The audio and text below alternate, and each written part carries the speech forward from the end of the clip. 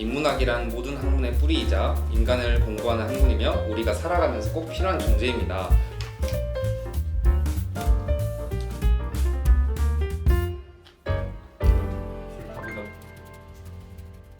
안녕하세요. 인문작파 스튜디오의 강정수, 송주찬, 배정현입니다. 우리 인문작파 스튜디오는 인간을 탐구하는 인문학적 학문으로 인간 사회에서 빠질 수 없는 의식주 중 오늘은 그 중에서도 물에 대해서 다뤄보는 시간을 가지겠습니다. 물이란 단어를 들으면 어떤 게 가장 먼저 떠오르시나요? 저는 우리가 마시는 생수, 바다, 그리고 비가 생각나요. 저 같은 경우에는 인문학적으로 생각을 한다면 4대 문명 그리고 원효대사의 해골물이 떠오르네요. 그러면 먼저 4대 문명에 대해서 이야기해 볼까요? 4대 문명에 대해서는 어떤 게 있나요? 네, 메소포타미아, 이집트, 인더스, 황하 문명이에요. 네, 구체적으로 큰 강 유역에서 발달한 최초의 인류 문명 발생지입니다. 티그리스 유프라테스 강 유역의 메소포타미아 문명, 나일 강변의 이집트 문명, 인도의 인더스 문명, 중국 황허 유역의 황하 문명이죠. 이들 지역은 큰 강의 유역으로 교통이 편리하고 관계 농업이 유리한 물이 풍부하며 공통적으로 청동기, 문자, 도시 국가로 발전했죠. 그러면 이제 원효대사의 해골물에 대해서 이야기해 볼까요? 원효대사는 신라시대의 승려로 34살 때까지 불교 경전을 공부하다가 이상과 함께 당나라로 불교를 공부하기 위해 유학길에 오르게 돼요. 하지만 당나라로 가기 위해서는 고구려를 지나가야 됐는데 이때 고구려에 잡혀 귀환당했다고 해요. 네, 그로부터 10년 뒤에 다시 의상과 함께 바닷길을 통해 당나라로 가기로 마음먹었지만 여행 도중 밤이 깊어져 어느 한 동굴에서 잠시 노숙을 하게 됩니다. 잠을 자고 있던 원효는 목이 말라 손이 잡히는 물을 마셨는데 시원하고 맛있는 물이라고 느꼈죠. 그리고 아침이 돼서야 어젯밤에 마신 물의 정체를 알 수 있었는데 해골에 괜 물을 마신 것이었어요.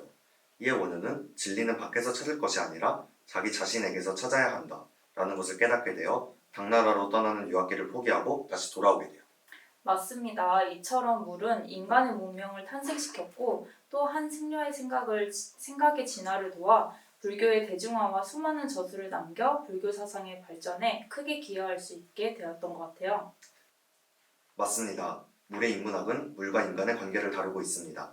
인간이 물을 어떻게 체험하고 어떤 믿음과 이해를 갖고 있는지, 그래서 어떻게 물을 이용하는지를 설명합니다.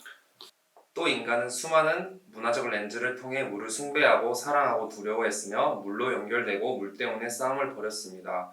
담수 자원을 둘러싼 갈등이 심해지고 심지어는 바다조차도 기후변화와 오염의 압박을 느끼는 오늘날의 현실입니다. 우리와 물의 생명 문화적 관계는 인간뿐만 아니라 살아있는 모든 종의 안녕에도 여전히 중요한 의미를 지니고 있죠. 이처럼 물은 인간과 삶에 밀접한 관계를 가지고 있습니다. 네, 그만큼 물은 인간의 근원이자 필수적인 존재인데요. 이는 자연스럽게, 어쩌면 당연하게 과거부터 인간에게 큰 영향을 끼쳤고 권력을 상징해왔다고 해요. 사실 지금 우리 사회도 생수를 사 마시는 것이 자연스러운 상황이 되었고 요즘 물 부족 사태로 인해 제한급수도 하고 있잖아요. 어디에서나 있고 흔하다고 생각하는 물이 우리 생활에 필수적이기 때문에 이는 자연스럽게 권력과 연결된 것이 아닐까요? 이는 오래된 역사에서부터 나타나는데요. 고대 중국의 우왕제는 중국의 모든 강을 다스림으로써 전설적인 업적을 기록했고 물의 힘을 이용해 얻은 정치 권력을 중국 최초의 왕조를 세우고 최초의 통치자로 되게 하였습니다. 인간은 기술과 과학이 발전하면서 복잡한 관계 기술을 갖게 되었습니다. 이는 인간이 인간뿐만 아니라 인간 이외의 종에게도 큰 영향력과 지배력을 가지게 된 것이죠. 따라서 인간 사회 내부에서는 이를 관리하고 통제하는 요구가 자연스럽게 늘어나게 된 것이죠. 네, 또한 기후가 온화하고 인구 밀도가 높은 지중해 지역에 최초의 도시 사회들이 생기기 시작하면서 보다 큰 규모의 물의 공급 체계가 필요해졌는데요. 이들 사회에서 물의 힘을 이용해 엄청난 양의 노동력을 대신 처리하는 사람이 권력과 식량 생산에서 자유를 얻었고 이는 새로운 계층을 만들어냈습니다.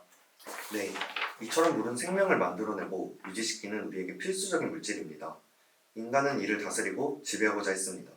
하지만 지배는 우리에게 악영향을 불러왔고 자연의 선물을 인간이 소유하고자 하는 행동은 어쩌면 향후 인류에게 물은 더 부족해질지도 모르겠습니다.